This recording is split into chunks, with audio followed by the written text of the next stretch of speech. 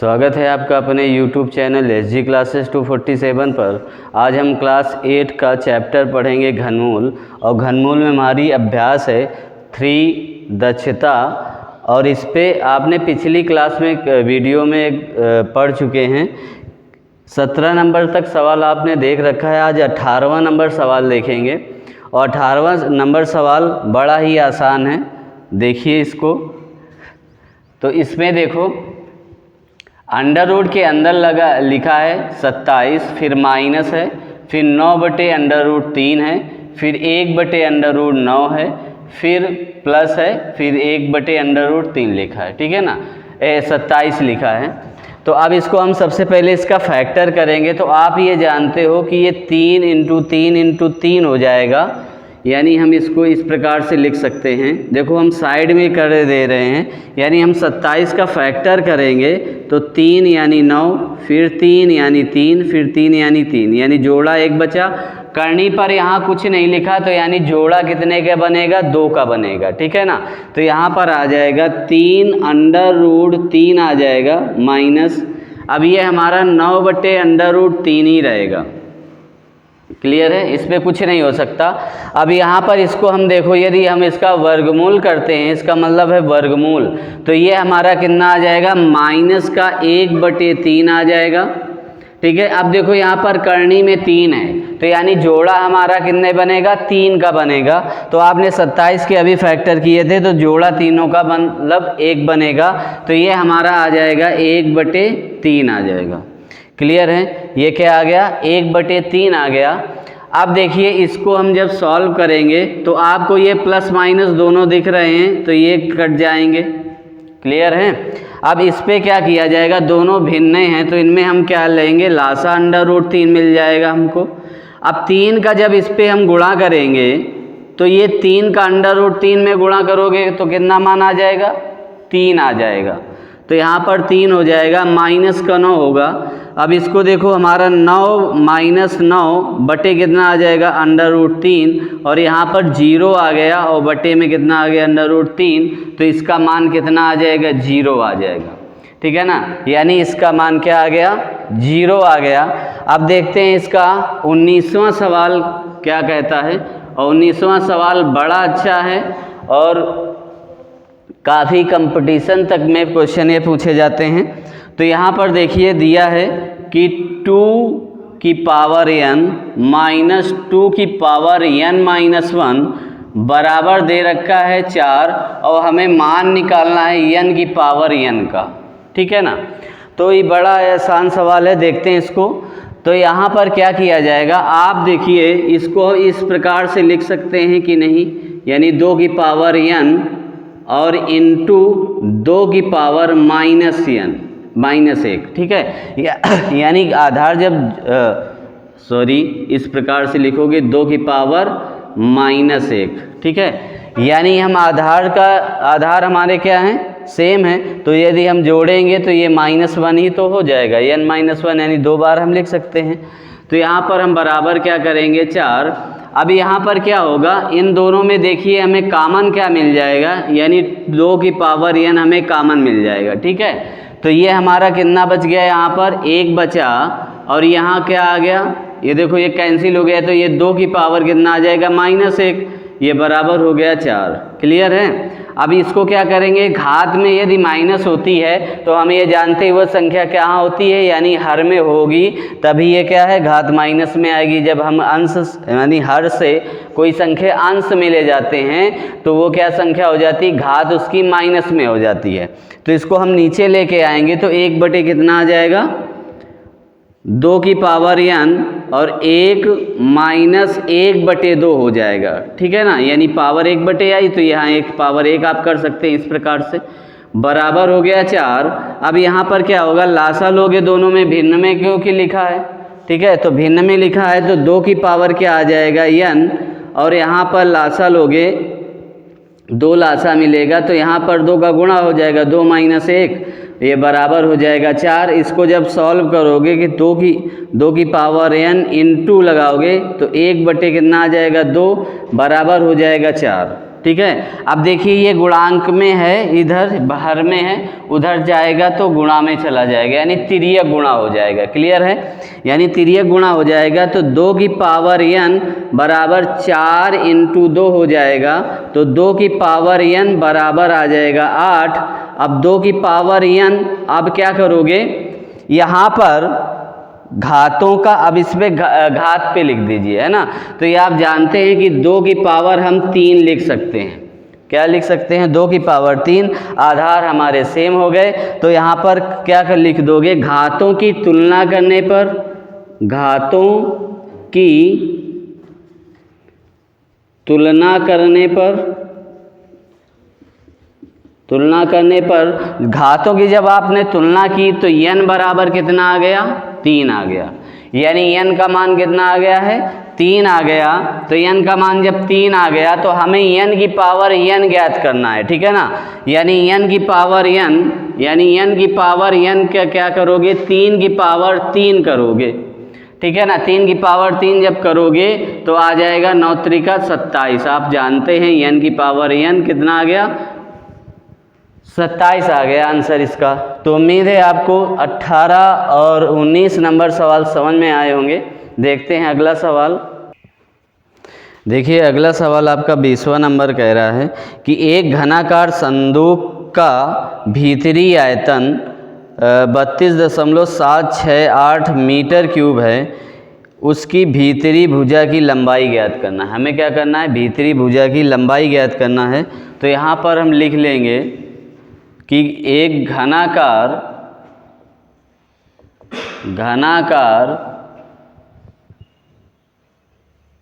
संदूक का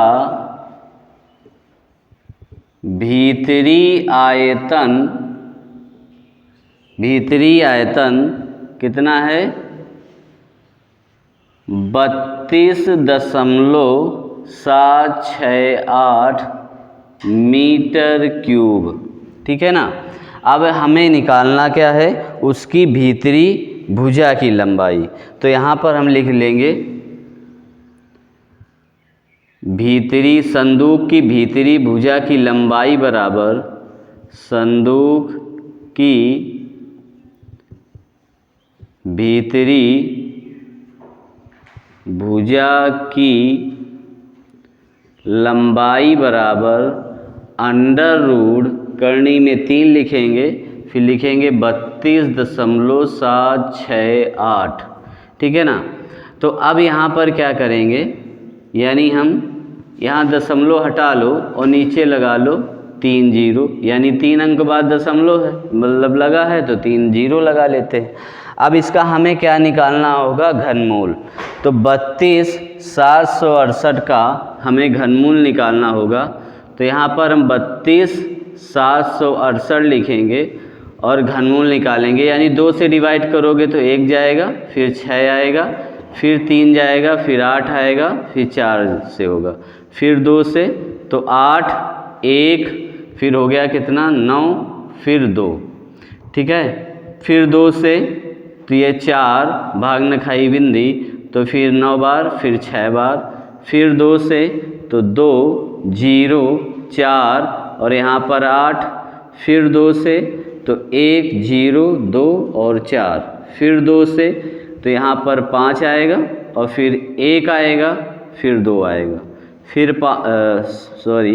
फिर 2 से तो यहाँ आएगा 2 बार, फिर ये हो गया 5 बार, फिर 6 बार, फिर 2 से तो 1 बार, फिर 2 बार, फिर 8 बार, फिर 2 से तो 6 बार, फिर 4 बार, फिर 2 से तो 32 आएगा, फिर 2 से तो 16 आएगा, फिर 2 से तो 8 आएगा, फिर 2 से तो 4 आएगा, फिर 2 से तो 2 आएगा, फिर 2 से तो 1 आएगा। देखिए जोड़ा कितने बन रहे हैं? 1, 2, 3, 4 और 5, यानी 15 बार हमें क्या लिखना होगा?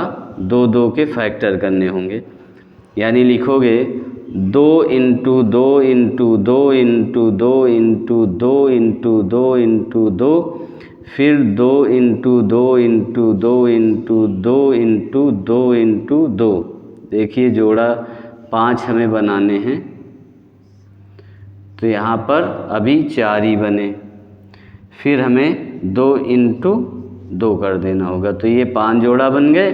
बटे में लिख देना है 10 इंटू 10 इंटू 10। इसको हम बाहर निकाल लोगे तो 2 इंटू 2 इंटू 2 इंटू 2 और एक ये 2, यानी टोटल हमारे पास 5 बार 2 2 मिलेगा। इसको हम गुणा जब कर देंगे तो आ जाएगा हमारा 32 आ जाएगा। 2 दूनी 4 दूनी 8 दूनी 16 दूनी 32 हो गया बटे 10, और ये आ जाएगा 3.2 मीटर। ठीक है ना, 3.2 मीटर। तो यहाँ पर हम लिख देंगे अतः संदूक की भीतरी भुजा की लंबाई बराबर 3.2 मीटर। ठीक है ना, 3.2 मीटर हो गई। उम्मीद है आपको 20वां सवाल समझ में आया होगा। देखते हैं अगला सवाल।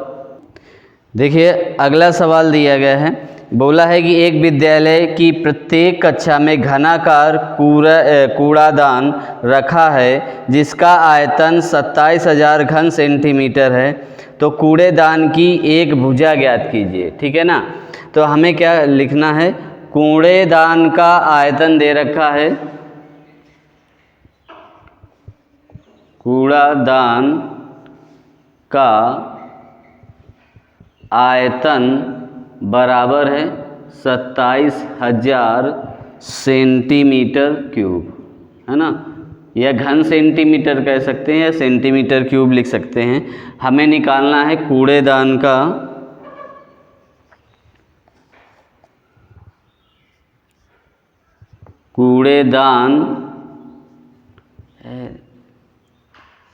कूड़ेदान की एक भुजा बराबर अंडर रूट कूड़ेदान का आयतन, कूड़ेदान का आयतन। ठीक है, तो यहाँ पर हम क्या कर लेंगे, यानी इसको हम कूड़ेदान का आयतन जो है हम लिख देंगे, यानी 27,000। और आप इसको जानते हैं कि ये 30 इंटू 30 इंटू 30 हम कर सकते हैं, यानी 3 का ये 27 क्यूब है और 10 का ये आ जा सकता है। ठीक है ना, तो इसका हम क्या बाहर निकाल लोगे तो यानी 30 सेंटीमीटर आ जाएगा। ठीक है, तो यहाँ हम लिख देंगे अतः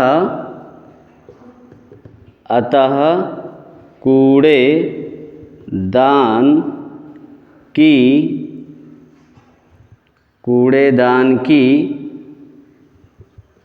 एक भुजा बराबर 30 सेंटीमीटर। ठीक है ना, तो उम्मीद है आपको समझ में आया होगा। देखते हैं अगला सवाल। देखिए अगला सवाल 22वां नंबर आपका दिया गया है कि कहा गया है कि एक बाग के कोने में बाग की साफ सफाई से निकले खरपतवार से कंपोस्ट खाद तैयार करने के लिए एक घनाकार गड्ढा खोदा गया है। गड्ढे से खोदी गई मिट्टी का आयतन 10% बढ़ जाता है, जिसे किसी ट्रैक्टर टाली की धारिता के अनुसार ठीक ठीक भरकर कुल 5 बार में बाग से बाहर ले जाया जाता है। यदि टाली की माप 2.75 सेंटीमीटर है, गुणते 2 मीटर गुणते 0.625 मीटर हो, तो खोदे गए गड्ढे की हमें गहराई ज्ञात करनी है। क्या ज्ञात करनी है, खोदे गए गड्ढे की गहराई। तो यहाँ पर क्या किया जाएगा कि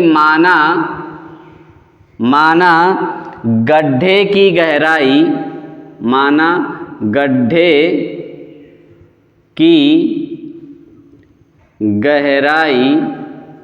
ठीक है ना, गड्ढे की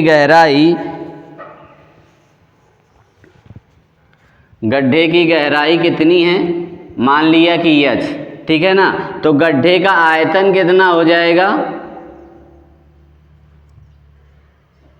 गड्ढे का आयतन हमारा हो जाएगा कि एच क्यूब, यानी भुजा क्यूब हो जाता है ना। गड्ढे का आयतन हमारा क्या होता है, भुजा क्यूब, यानी हमने एच माना तो इसकी क्या गहराई क्या एच क्यूब हो गई।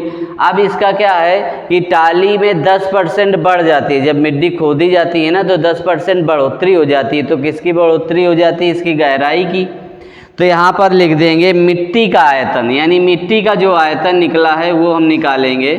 तो मिट्टी का आयतन क्या हो गया, मिट्टी यानी गहराई एच है ना, और इसका क्या है एच क्यूब है। आयतन क्या हो जाएगा एच क्यूब, और प्लस एच क्यूब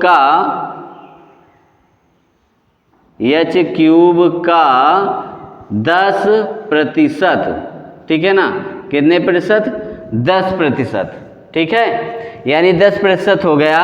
तो अब इसको हम क्या करेंगे, यानी H cube plus H cube into 10% को हम कैसे बदलते हैं, यानी 10 बटे क्या करते हैं 100, ठीक है ना।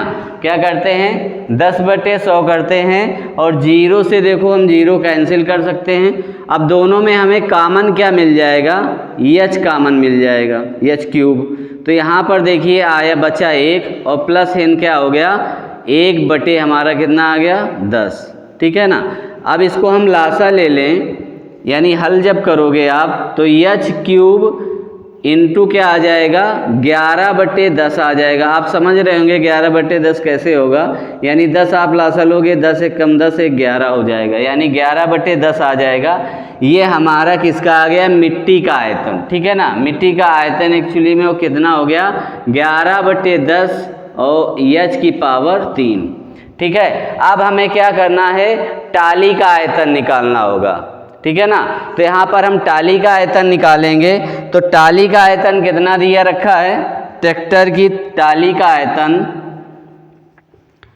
ट्रैक्टर की ट्रॉली का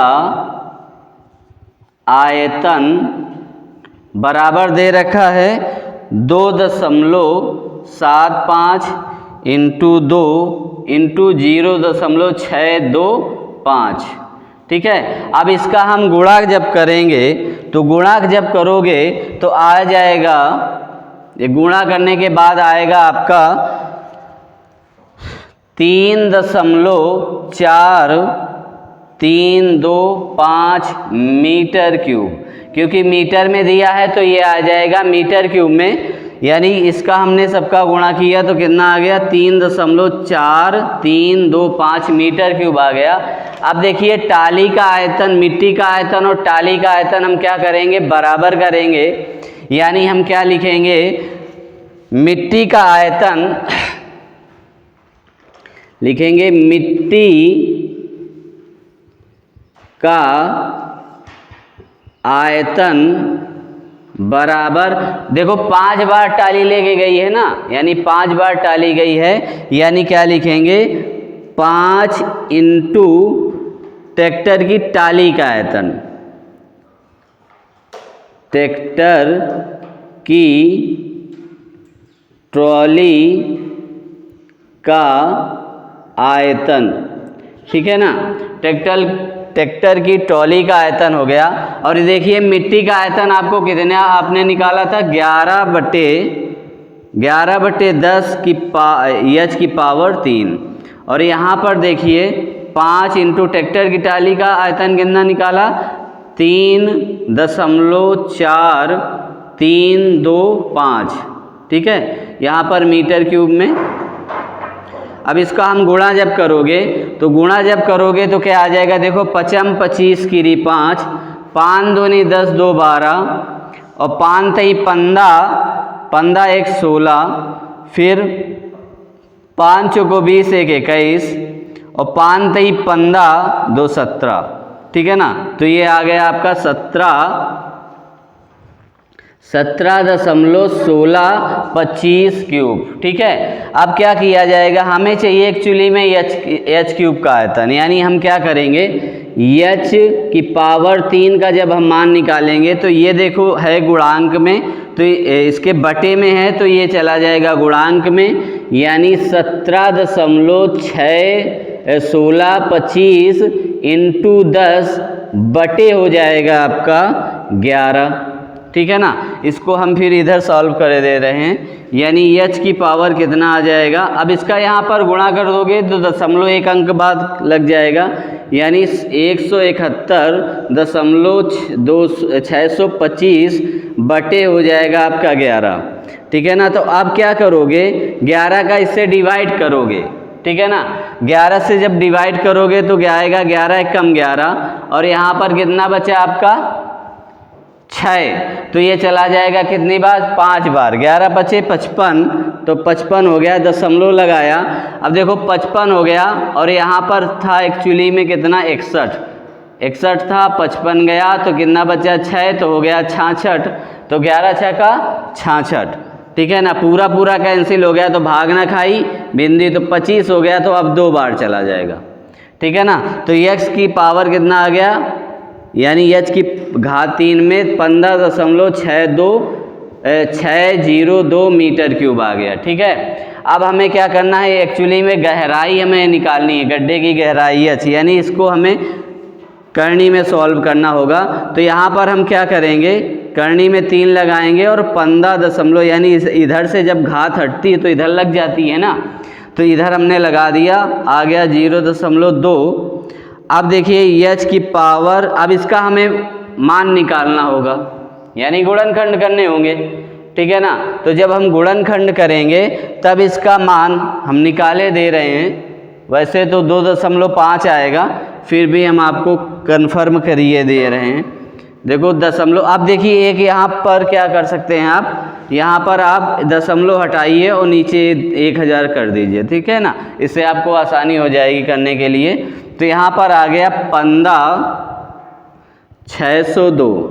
ठीक है ना, अब 2 से डिवाइड करोगे, तो 2 से डिवाइड करोगे तो यह जाएगा 7 बार, यह जाएगा 8 बार, 0 फिर 1। ठीक है ना, अब देखिए ये जाएगा ही नहीं। ठीक है ना, 2 से 7 दूनी 14, फिर 8 हो गया, फिर 0 हो गया। अब 2 से ये जाएगा नहीं, तो अब किससे जाएगा,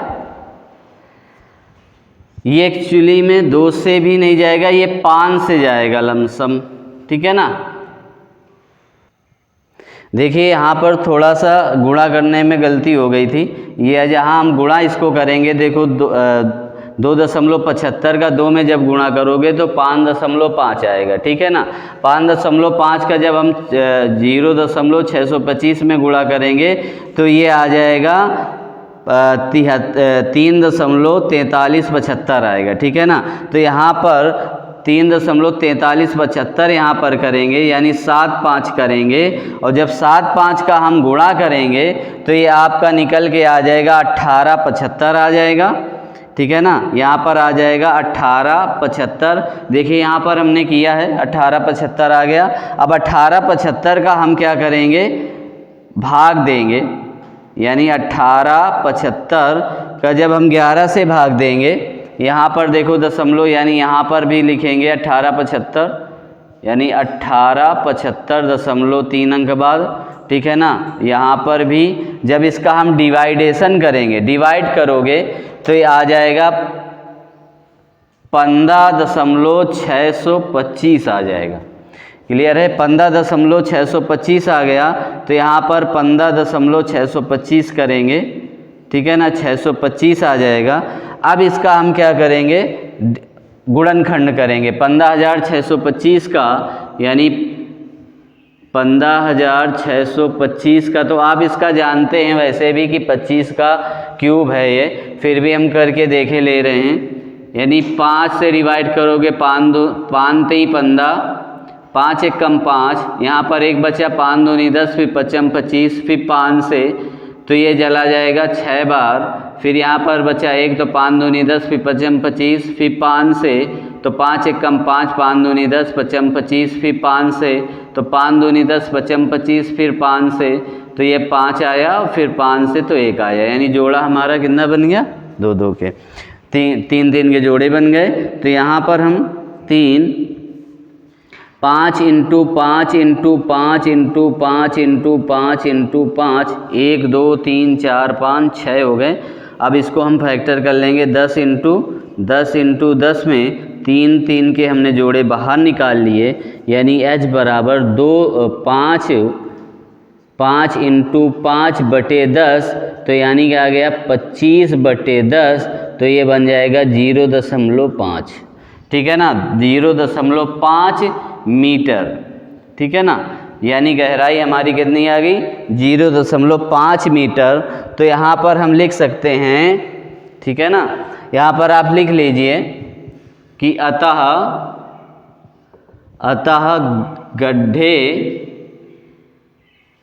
गड्ढे की गहराई बराबर 2.5 मीटर है, ठीक है ना, 2.5 मीटर है। उम्मीद है क्लास आपको पसंद आई होगी और सवाल भी अच्छे से आपको समझ में आया होगा। यदि समझ में ना आया हो तो आप दोबारा इस सवाल को देख सकते हैं रिपीट करके। तो यदि आपको सवाल और क्लास अच्छी लगी है तो लाइक करें, यदि चैनल पर नए हैं तो सब्सक्राइब करें और ज़्यादा से ज़्यादा अपने दोस्तों को वीडियो शेयर करते रहिए। मिलते हैं फिर नेक्स्ट क्लास पे और नए चैप्टर के साथ। आपका अगला चैप्टर बोला गया है कि अगला चैप्टर है आपका सर्वसम्मिकाएँ। तो अगले चैप्टर में सबसे मेन बात होगी कि आपको सबसे पहले सूत्र याद करने होंगे, सूत्र कल समझाए जाएंगे और सूत्र के बाद फिर आपको किस प्रकार से सवाल सॉल्व करना है ये सिखाया जाएगा। तो मिलते हैं फिर नेक्स्ट क्लास पे, तब तक के लिए धन्यवाद।